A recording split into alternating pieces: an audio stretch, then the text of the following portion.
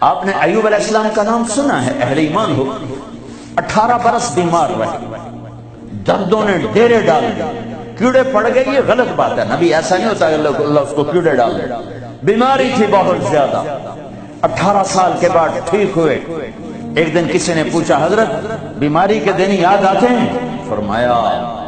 آج کے دنوں سے زیادہ مزے کے تھے۔ کہیں وہ کیسے؟ کہ جب بیمار تھا روزانہ اللہ ایک دفعہ پوچھتا ایوب کیا حال،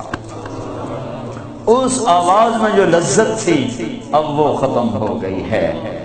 اور وہ کیا وقت ہوگا جب عرش کے دروازے کھل چکے ہوں گے اور اللہ سامنے ہوگا اور تم بیمار نہیں ہوگے، موت نہ ہوگی، دکھ درد دکھڑے نہ ہوں گے، اور تمہارا اللہ تمہارا نام لے کر کہے گا کیا حال ہے، کوئی خدمت کوئی ضرورت، کہیں گے یا اللہ بڑے راضی ہیں، تو پھر اللہ فرمائے گا تو اب تمہیں جنت سے اعلیٰ چیز دے دوں،